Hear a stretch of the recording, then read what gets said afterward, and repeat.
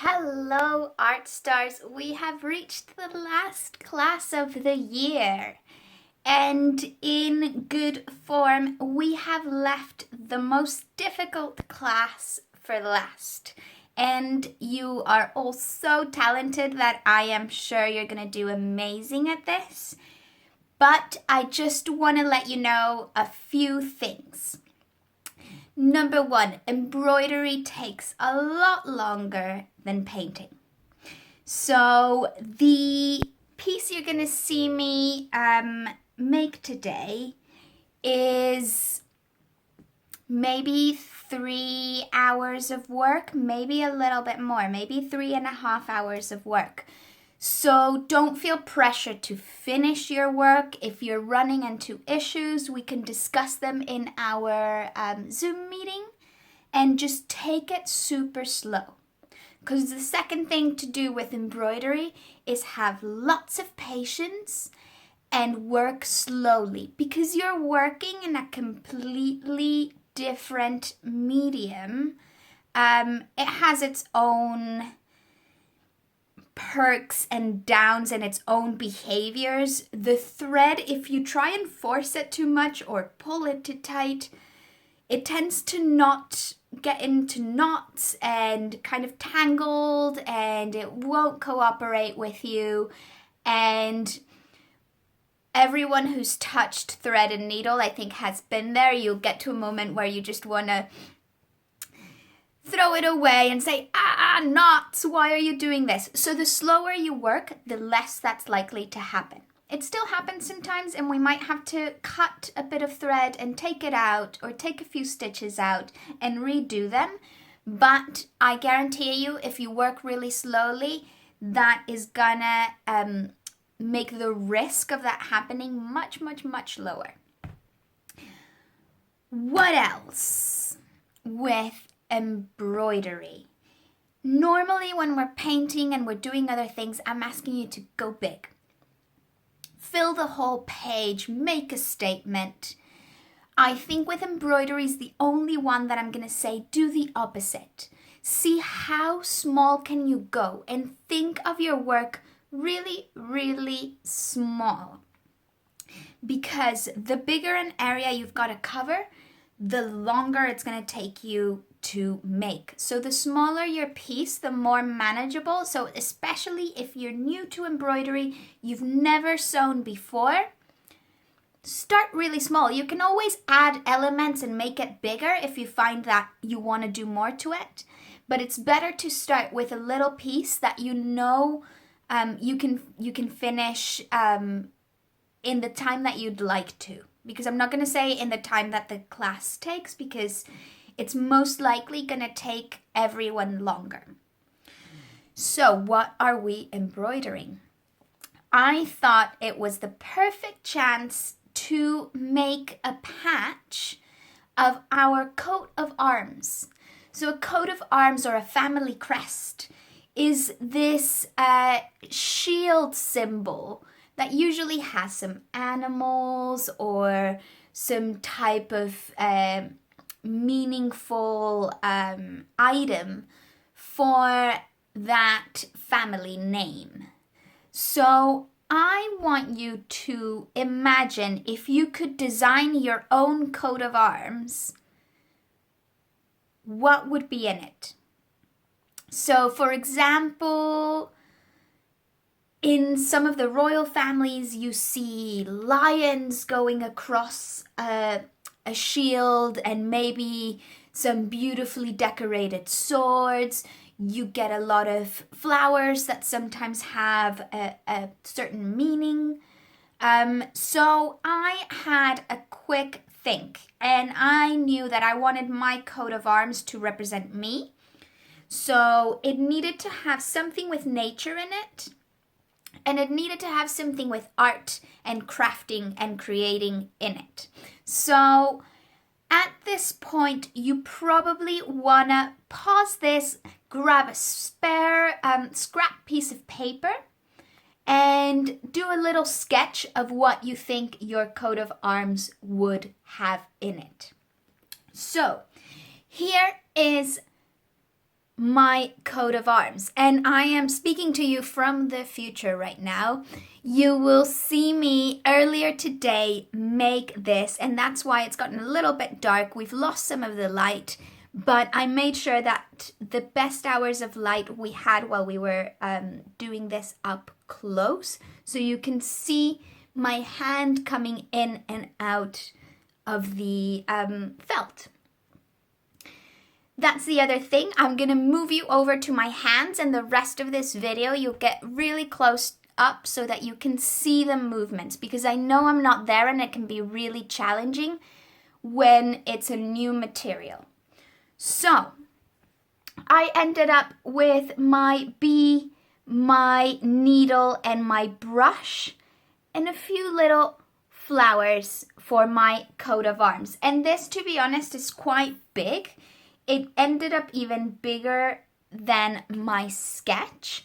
So you maybe want to do something that's half the size, because this, like I said, took me maybe 3.5 hours, and I'm a pretty quick sewer.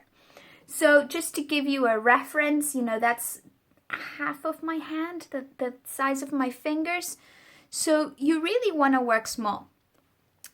And once our patch is finished, you can cut it out and leave an edge on the felt, and you can actually sew it onto your backpack, or maybe you've got a jacket that's got a big hole in it, or your jeans. You can really use these patches to customize your clothes in any way you want. You can add it to your artwork. You could glue it onto your artwork if you wanted to integrate it and add some paint to it and have fun with that.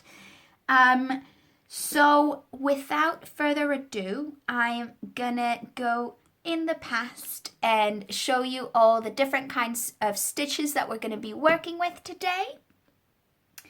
And good luck. So art stars, I have here my sketch. As you can see, I did my sketch twice. And the first, I didn't quite like the placement of the crossing of my needle and brush. And so I decided to resketch it a second time and make it more exact. And I took advantage of my first sketch to plan out where I'm going to use each stitch.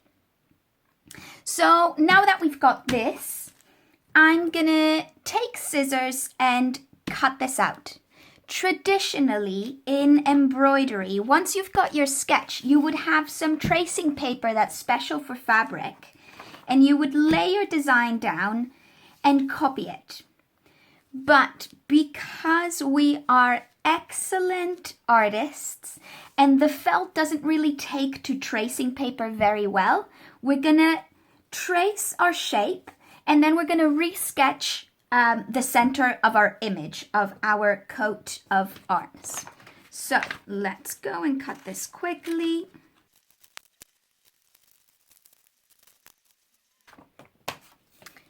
Okay, so now that it is traced, I'm gonna pick an area and make sure there's plenty of fabric around, because if I were to copy my sketch here, when I'm trying to go in with my needle, it's gonna be really wobbly and soft, whereas if I'm here in the middle, you can hold it with your fingers and push your needle through. So we're gonna leave this needle here for now. And you'll see that even the pencil, after you've sketched it, will want to rub off a little bit. So it's good to keep our sketch nearby for reference, so that we can look back on it if anything rubs off or we're not sure if that's the right line or not. Lovely. So I've got the outline of my heart. I decided that my shield was going to be heart-shaped, and I included a bee for nature, a brush for artist, and a needle for crafting. And then I'm going to add some little flowers here in the middle. So keeping my sketch here, I'm just going to go in and do the brush. I should probably start with the bee in the center actually. And I'm not too worried about making a little bit of a messy sketch because it's all going to get covered in thread. And the graphite from pencil rubs off fairly easily anyway. So that's okay. I just want to make sure that I can kind of see where my bulk lines are. So, and you can see here where the felt little hairs raise up. My sketch gets a bit lost. So just be really mindful of that. Okay, and that's about all the reference lines that I'm going to put in my embroidery. You can tell it's really not as detailed as my sketch, but when we start bringing in the thread, that will start bringing in the detailing when we layer it on top of each other. So, without further ado, along with your felt and your sketch in a scrap piece of paper, you're going to have some embroidery skeins. And when it's embroidery, we don't call it thread, we call it floss. So the threads are floss, and then the whole pack of floss is a skein.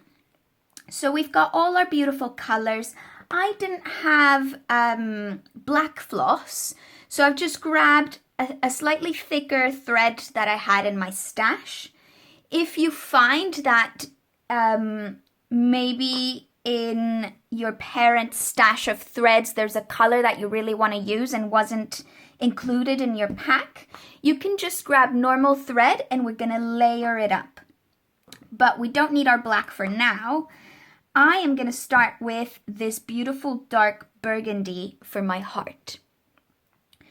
So how you work it is you want to be really gentle and patient and pull this very slowly so that it doesn't get all knotted up. And you can see I'm going to get rid of the paper and just slowly pull. And you know, you don't need much. The longer your thread, the more difficult, and actually it's going to get all knotted up and you might have to redo your work. So I like to do like the size of my forearm. So we're going to cut this length.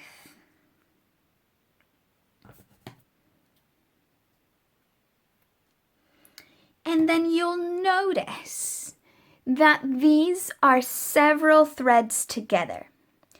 And so what we're going to do is grab two. Again, if you leave all your threads together, this will be really thick and chunky, but it becomes slightly more difficult to work with and to put through your needle, to thread your needle. So we're going to grab two to start with to get comfortable with it. And I'm going to leave my other four to the side for when I run out of thread. My sketch nice and in view. I'm going to use this needle because it's got a nice big hole on it, which means it'll be easier to get multiple threads through there. Okay, so we put it through the hole and we pull a little bit. If you don't have a lot of experience with thread and needle, you can tie a shoe knot with your two little threads once you've threaded your needle. So just go like this. And it'll help the thread stay in place and not come out of your needle. Okay? So then we're going to go to the other side of our felt. And if I look through the light, I can kind of see, for example, that here is the end of my heart. So I'm going to put my needle in and go through to the front, and then I'm gonna come back in from the front really, really close to that first stitch and pull it back. And when you see that a little bit of the thread starts going, you stop and you grab it with your thumb like this, and you go over it right next to the hole you just made, and you pull. Now, what is number one mistake that we make when embroidering? If my thread is here, I can't go back and then pull my needle through from the back, because if I do, then the thread's kind of stuck and it's going to bunch up all my fabric like this. So make sure you're really concentrated, and every time you come through, you are checking where your thread is. Is it in the back or is it in the front? So now that we have it in the back, we're going to do our first stitch, and it's called a running stitch. And if you've ever sewn anything, you probably know this stitch already. It's super simple. We're just going to come from the back to the front, and then a little gap, and then we take it to the back again.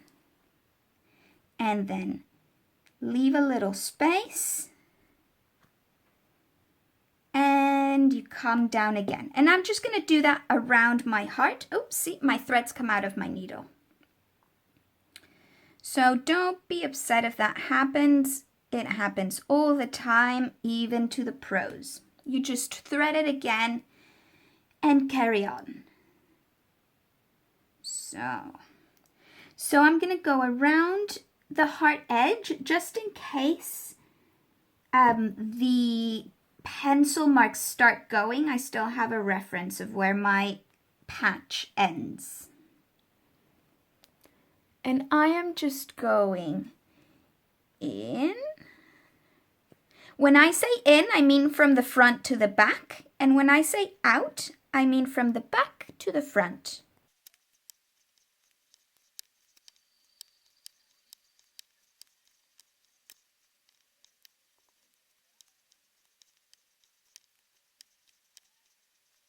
Once you've reached the end of your line, you can anchor your thread the same way we did our first one.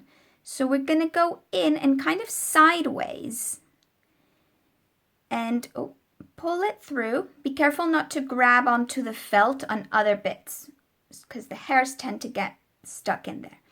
And then we've got a little loop. We're going to put our needle through it, like so. And that's it, that's in place. This is a little bit short, even though it looks long when it's off the needle. It's a little bit short for me to come in and out without the thread slipping out. So we are gonna cut this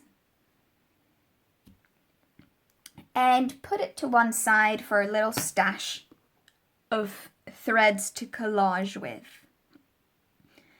Get our next bit of thread, so separate again 2 and 2, pull them apart, and we always start the same way as we just did here, anchoring your thread. If you're really good with knots, another option is to do a knot on the end of your thread. But I find, especially when it's felt, the knot can come loose and then all your beautiful work will be lost. So it's best to give it a little extra stitch around and make sure that it's all nice and secure in here.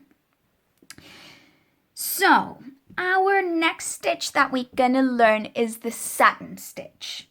And it's a great stitch to fill out big spaces of color. So I think I'm going to start at my corner up here and slowly work down. So this one is here. And I always like when I'm rethreading something new to make use of the stitches that are already there. So I'm gonna take this and come right next to it. And there we go. And pull it super slow. And then a little bit tight to make sure that that's securely in there, which it is. Brilliant. We turn our work back around. So I'm going to come in at the corner here. And I'm going to go down. Let me see, where's my sketch? Okay, so these are the threads coming out. So what I think I'm going to do is I'm going to fill everything that's on this half of my heart shield. I'm going to fill it with a slight diagonal this way, and then all of these bits with a slight diagonal this way. So maybe more like here. And then you come back up kind of next to it. Leave a little gap. And then as we're going and going and going, we're going to start filling in these gaps. And when you're at the top, following our edge, again, trying to leave almost the same amount of space. And this one's going to be a lot longer because if we follow our diagonal here all the way to the bee's head,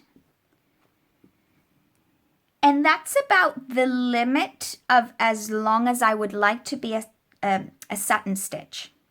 Because if it's any longer, anything that catches it can pull the threads out and mess up hours and hours of work.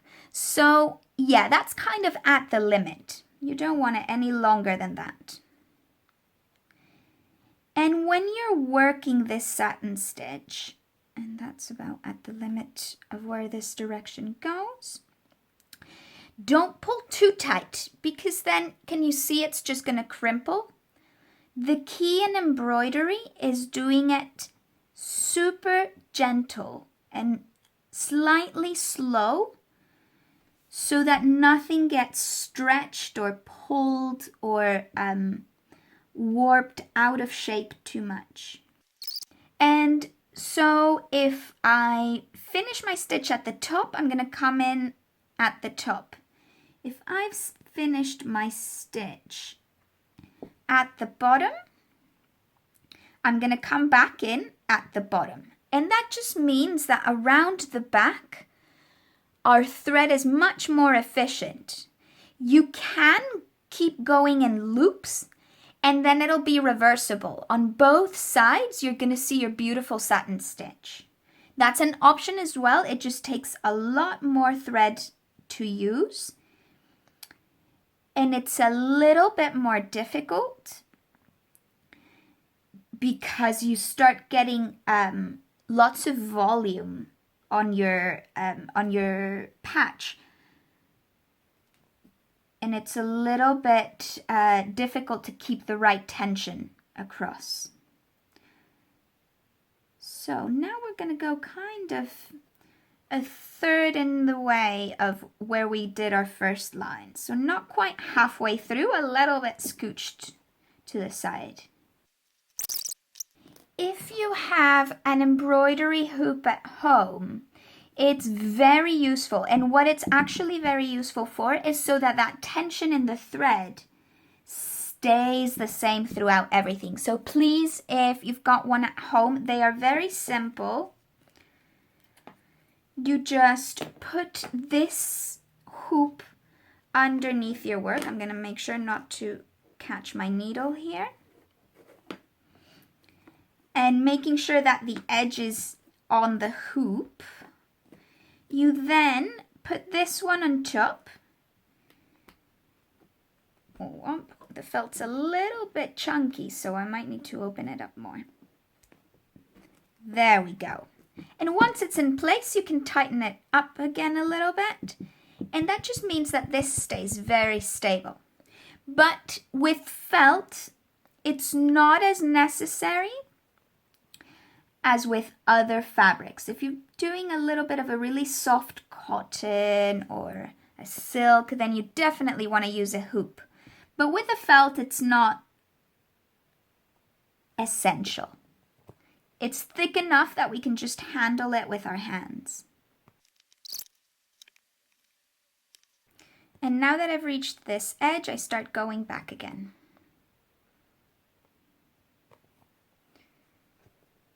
Filling in spots in the middle. So maybe I come right next to this one on the other side now, our very first stitch.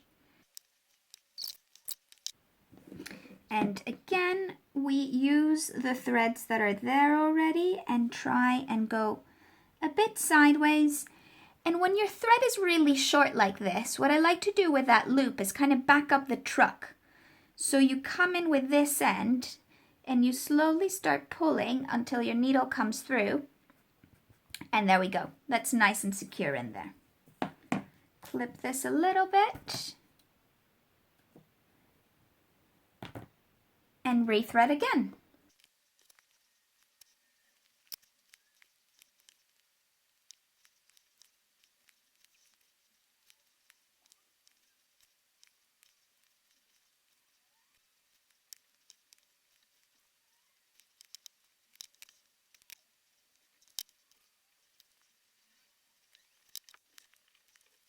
And at this point, you can see where it starts to get nice and full. We're not seeing white anymore. That's what you want everything to look like. So wherever you start seeing a little hole, filling in a little bit more.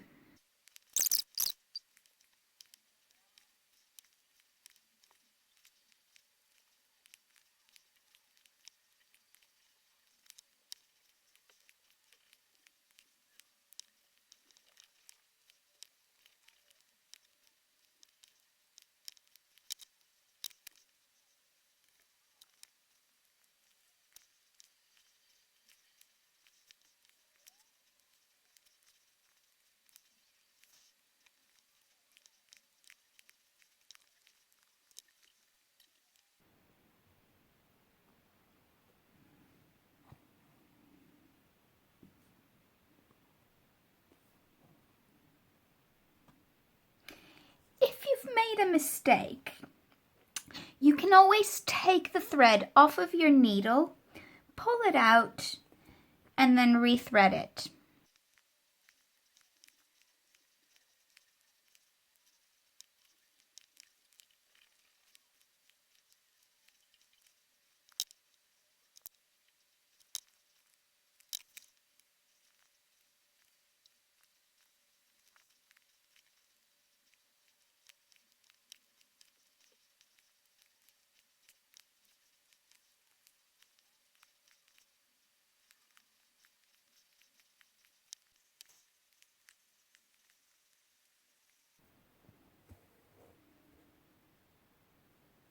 Now, this might be something that happens where you accidentally loop your thread into the needle.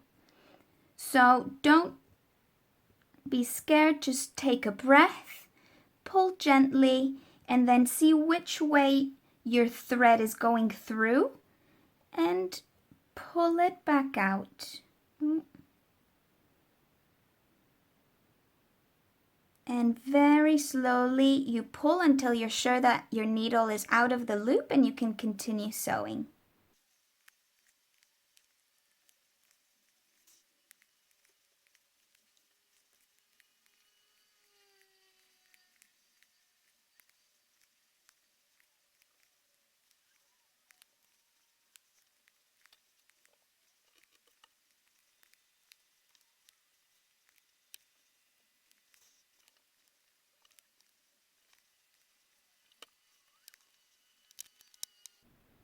Now, this might happen to your thread as well, where you're pulling and it won't pull.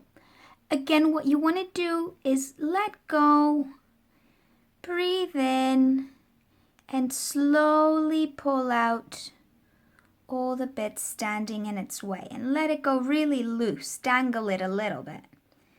And then you can see where it's really a problem. And pull your thread through. Like magic.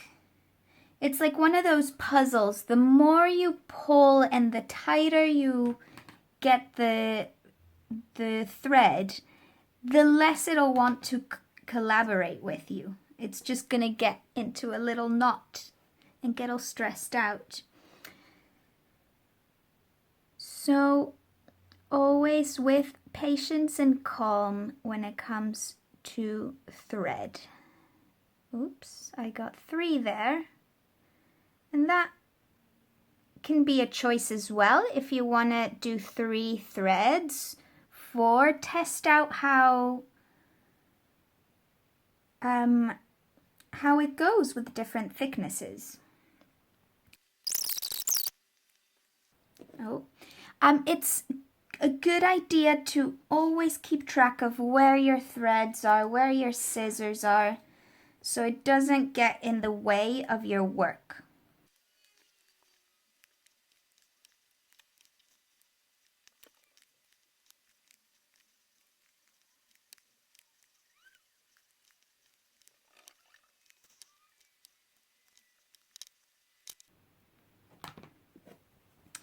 Okay, and now that our beautiful red is done, you can see how the different directions of thread make it look different colors slightly, like it reflects the light differently. And that's the beautiful thing about embroidery and the fact that you can create different textures and different tones within the same colors just with the directions of the thread. So now that we've filled out our background, that was probably the largest chunk to work with, and it took me about an hour and 15 maybe. It took me a little while. But we are ready to move on to our other stitches. So the next stitch that I'm gonna work on is a chain stitch, and we're gonna do our brush and our needle in that. And I think we're gonna start with a brush. And this time I'm gonna leave it all chunky so you can see the difference and how the thread looks and behaves. If I can find my needle again. Here it is.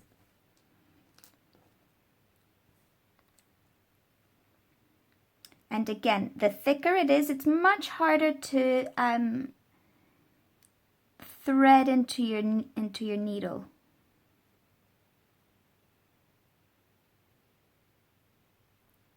So a little bit of patience sometimes, and that's why the big needles with nice large holes are really helpful when we're doing large embroideries, or using, you could use yarn, you could use other chunkier materials to play with your embroidery as well.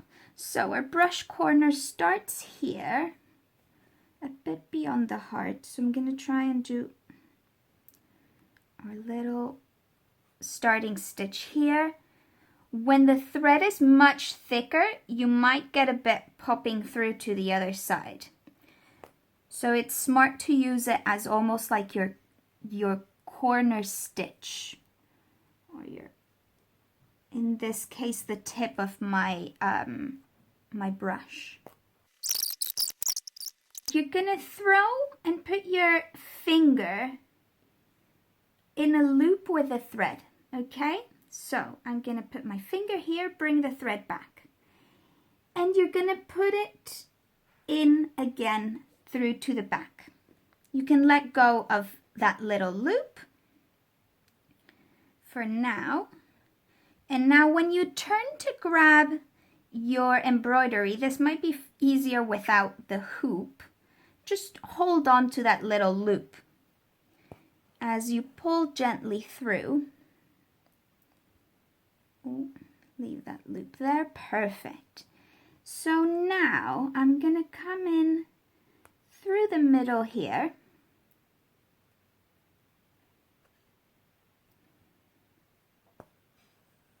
And as you can see, I'm struggling to pull the thread more because it's so much thicker. So the thicker thread, the slower you want to go. And can you see how now that is holding the loop? So very important in this stitch not to pull too much. So again, we're going to put our finger, do a loop, put our needle through almost in the same spot we came in. If you can get it in the same spot, then amazing. That's great practice. So pulling very gently through, grabbing on to your thread so it doesn't go. That's enough. And you want to try and make it the same size. So the same spacing again for your next stitch. And we just pull gently until our loop is there. And now that's the beginning of my bee there. So 2 stitches will be enough on this side. And again, before you fully pull it through, you can kind of arrange it a little bit. And there you go. That is called a chain stitch. And so now there's another little bit that peeks up of my brush here. So I'm going to go ahead and do another chain stitch here, but just one. So we're going to loop it.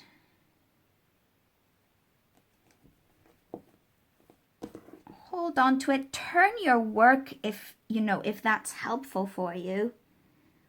Wherever you feel you're doing too much of an awkward hand movement, turn your work around. Ooh, this one doesn't want to come through. There we go. Oh, see, and there I let go of my loop, and it kind of wanted to go a bit haywire. So we rearrange, pull slowly. And then I'm going to find here where the end of my brush stick is and the brush fibers begin. And I'm going to put my stopper there, as close to the middle as I can get it. But it's very hard to get it perfect when you're working small. So there we go. Our loop is inside. And so now we go outside of the loop and do another teeny tiny stitch. And very slowly pull. And there you go. I think I want to fill the middle of my satin stitch, of my chain stitches. So what I might do is try and go in the opposite direction now. No, I think I'm going to interlace them. So again, I'm going to unthread this and try and pull it. Here, using the little tip of my needle to pull my thread out.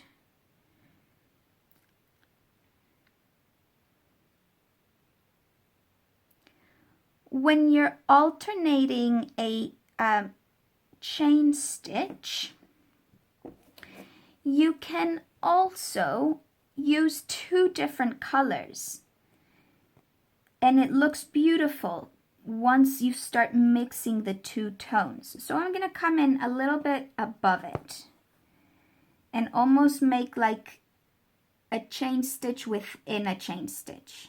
So loop it this way, grab onto it, go back in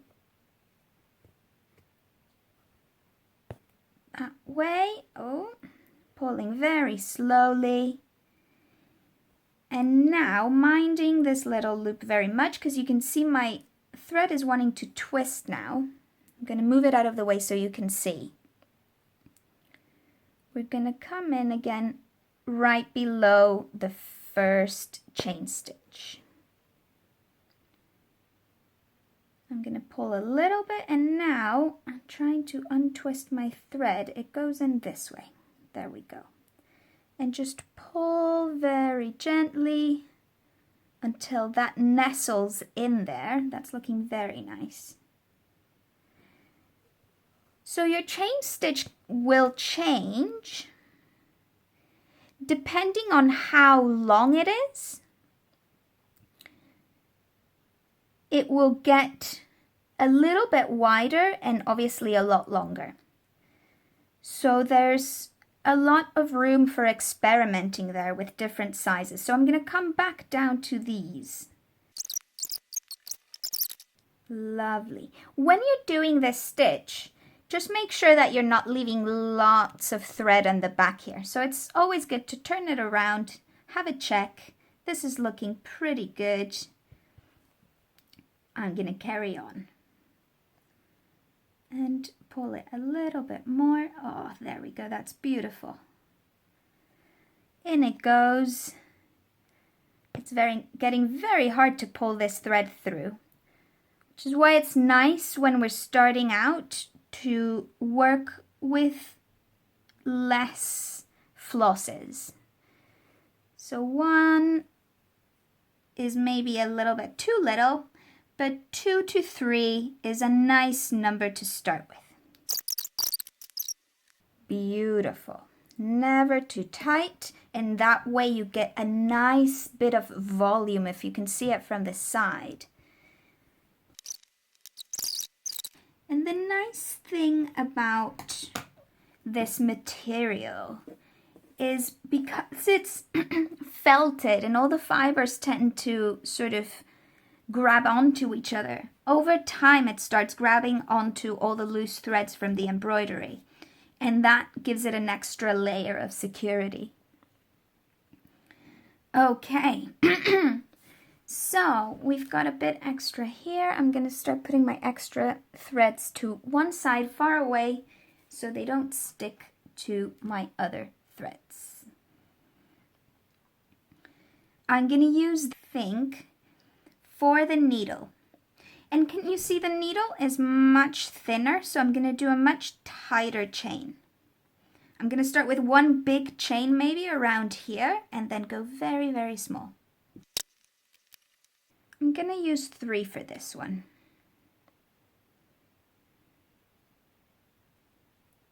Oh, and if it starts doing this, it means you might have pulled a bit too hard, and you just grab on, separating your threads and then pulling on the tip. And then you can continue to slowly separate them.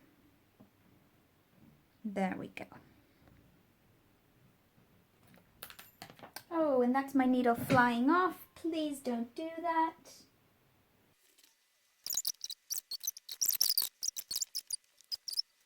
And see, I'm pulling just a little bit tighter this time to get that stitch sitting really, really thinly. Again, we grab onto our loop, poke, and ooh, I may have pulled a bit much there. Make sure you get it in through.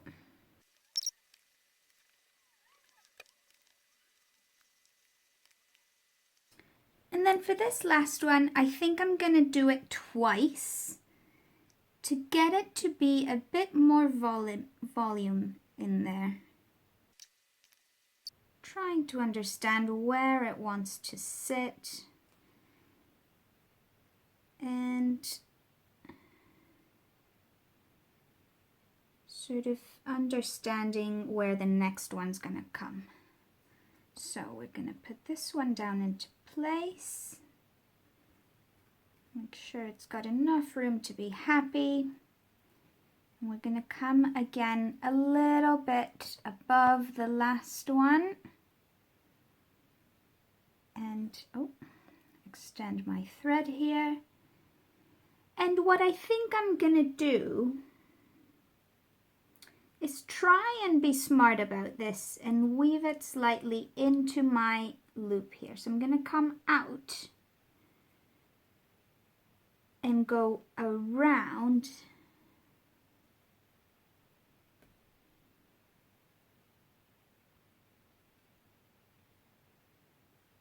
and I'm gonna do the same on the other side, coming in and around, and so just being very gentle when I'm doing this to get some nice texture there.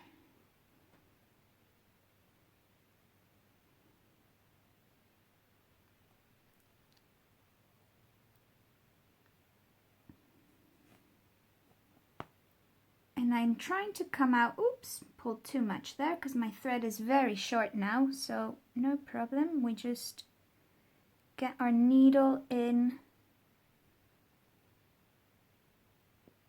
and then when it's big enough, very gently use your fingers. There we go. And reset it back into place here. Okay, now I think I like my experiment, but they came out a little bit loose. So what I'm gonna do is add 2 little stitches. I'm gonna come out, if I have enough thread, let's see. Come here. I'm gonna catch this little part of the oval and secure it here. And I'll do the same on this other side. Lovely. So now we have the tip of our brush left and our beautiful bee. We are well on our way. And for this bit, I think I'm going to do a little satin stitch again, just so I can get the idea of the bristles of the brush kind of moving. So let's go. This is getting trickier and trickier to find. So somewhere around this top corner here. So let's make my knot.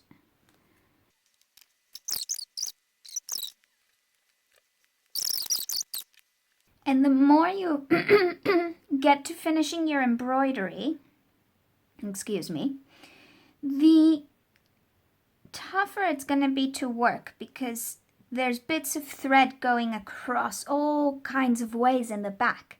And so you start catching them.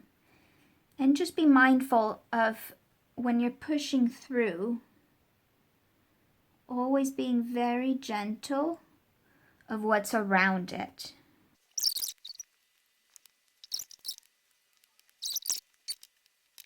On to our bee. I'm gonna grab my black, and this time I'm gonna cut it twice as long as I want it to be. And this is a bit thick thread. If you've got smaller thread, you might want to do it 4 times as long, and then you fold it in half, and then you fold it in half again. But I'm just going to fold mine in half. So I'm going to take both ends and I'm going to put those through my needle. There we go. And I'm going to have a loop. If you've got normal thread, you'd have 2 loops on this side. Okay, and I think I'm going to start here at the little stinger and show you the beginning of one of our hardest stitches, and then I'm gonna continue to show you a really fun stitch, the slip stitch. we're going to come in here at our very end of the stinger. And we're going to do a normal stitch. You're going to go down.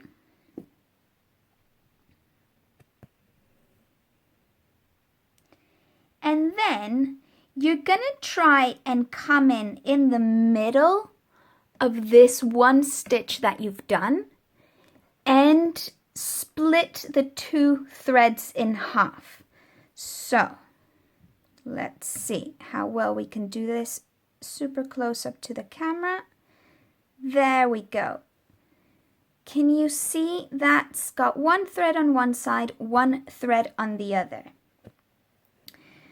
When you're doing things like writing in embroidery, this is usually the stitch that they use. So I'm just going to come down one more time and see, it gives us a really, really fine, beautiful stitch. So that's why they use it a lot when they're doing letters in embroidery. But our next one is couching. And so now that I've put my thread through to the front, I'm going to let go of it. And I'm going to grab on to one of my other threads. And I'm going to do it in a contrasting color so that you can see it. But you could very well do this with another bit of black thread, and then it'd be almost invisible. Nice. And now what you're going to do, the idea is that you start laying your thread here, and then much like I did here on the little corners of this loop, you're going to catch the thread. So let's give it a go. I'm going to do my first one somewhere up here. And so then we're going to make sure this thread's going this way. And then you're going to go around it. So if the thread is on this side, I'm going to come on the other side of this thread and go in. And I've caught my thread. So now I'm going to see where the next logical point is. And I think it's where this curve starts changing. So any point where you've got a change of direction, it's a great spot to put in one of your little stitches. So again, the yellow-green thread is on this side of the black, so we want to come on the other side and in where we came out. Lovely. And again, never pulling too hard, because then your black thread is gonna want to come through to the back, and you're gonna miss the beautiful effect of this couching.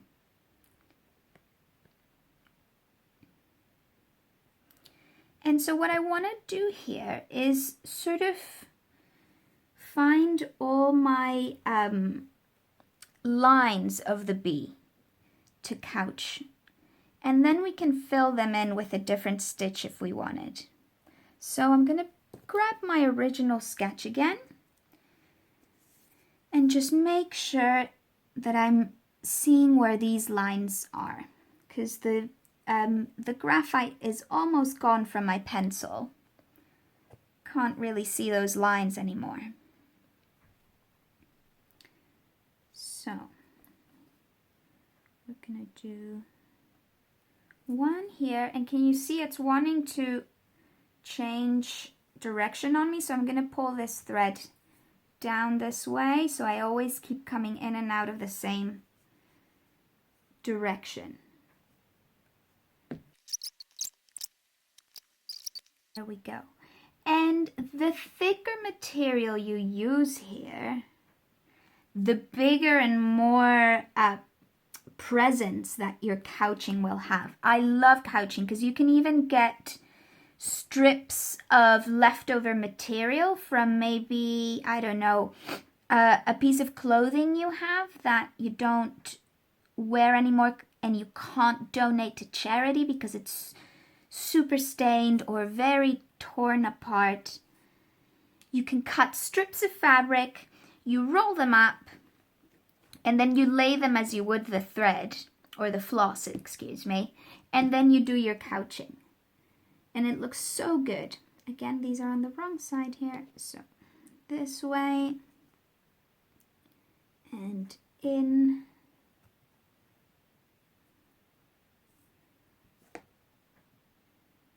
And when you get to the end of an area that you've couched, you can keep this one taut because we're going to work up this way, but I can thread this one and push it down and bring it out again where my new line is. I'll show you in just a minute what I'm talking about.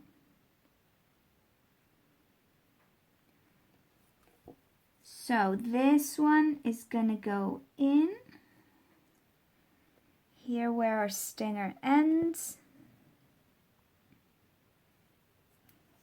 Gonna pull the yellow one to make sure that's nicely in place. And then I'm gonna come back out here.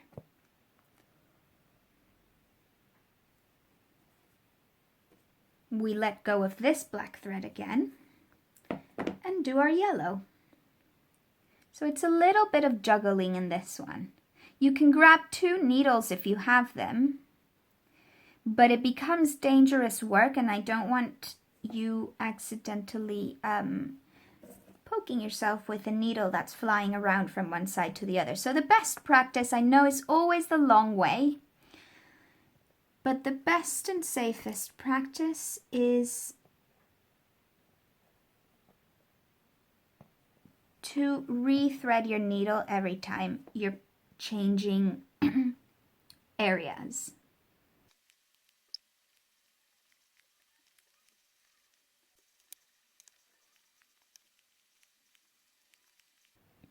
So I'm going to go ahead and do all of the wings and the little cracks of the wings with the couching, and then we'll move on to our final stitch. So I've just finished my couching and my lovely wing detail, and what I'm gonna do before moving on to our final stitch is, just as we did here in the little stinger, we're gonna do a bit of a slip stitch for the little antenna and for all the little legs. So just a reminder, a slip stitch, we do 1 normal stitch, and then when it's amongst other threads, it's much harder to tell. We're going to try and come up halfway through it and split the threads. It takes a little bit of wiggling your needle sometimes to get that just between the two. And they don't need to be big. I think 2 each for the antenna, and that's all the thread I'm gonna manage, I think. And then it's time to show you our French knot. So, the little flowers that I wanted to create here. Now that we've got the little antenna, that's easier to see where I want to fill with flowers. And I'm going to get this beautiful peach color. And I have saved the hardest stitch for last. You're probably feeling like you need a little rest for your eyes by this point. Maybe it's a good time to start blinking a bit. Stepping back, moving. So important when you're doing such detailed work, is to kind of balance it out and take breaks to shake your body out. You're gonna grab your thread and then you're gonna take your needle and come on the outside, thread on the outside, needle on the inside, and you're gonna loop it once, twice, thrice. And you want to make sure you keep this really tight. And then with your needle, you're going to go in on the spot. And this is much easier if you lay your piece on the table, just while you're pulling this through. Make sure you keep holding this. We're going to pull our needle. And it can get a bit like a juggling act here. And that's why it's the hardest stitch. And then you're going to pull very, very slowly. And you've got a French knot. And this is one of my very favorite stitches to use because you get that little sort of really 3D effect on it. So we're going to do a few together. And when you do them together, it can look a bit like a little cluster of roses or carnations, but you can also use it to make the center of a flower, and then use, like we did our chain stitch, single chains that go all around it, and you can make daisy flowers. And it's a very traditional way of doing daisy flowers in embroidery. So again, I'm holding my thread pretty tight. This is probably the tightest we hold our thread the whole embroidery. Going 1, 2, and 3. And then needle in. If you can do it in a swish, quick movement, it's even better. Keeping our thread very tight, we slowly pull. Beautiful. Another little French knot there. Now I can see I've done both knots in the same space between threads, and that's starting to shift. So let's try and sort of counteract that by doing a third one here and sort of moving some threads back this way. 1. Ooh. See, and the shorter your thread gets, the harder this is. So you want to make sure you've got enough thread to balance this act of pulling and twisting. So needle on the inside, 1 loop, 2 loop, 3 loop, in we go. Holding tight, and voila.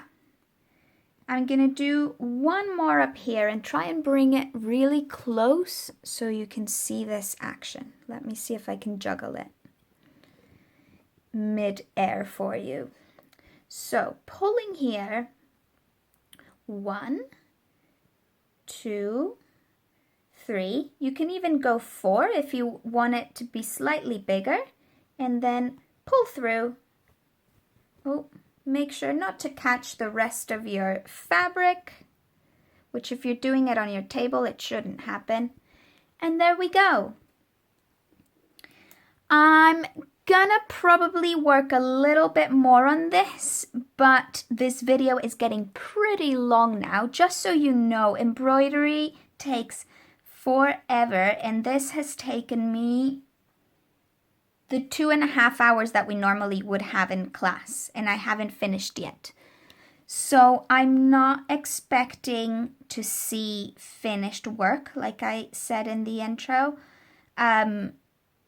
Take your time and explore with the stitches. I think I'm going to fill out the body a little bit more, maybe with a little bit more satin stitch. And maybe add a little bit of yellow going through here. But I will show you that later. Okay, Art Stars, see you on our Zoom session. Good luck!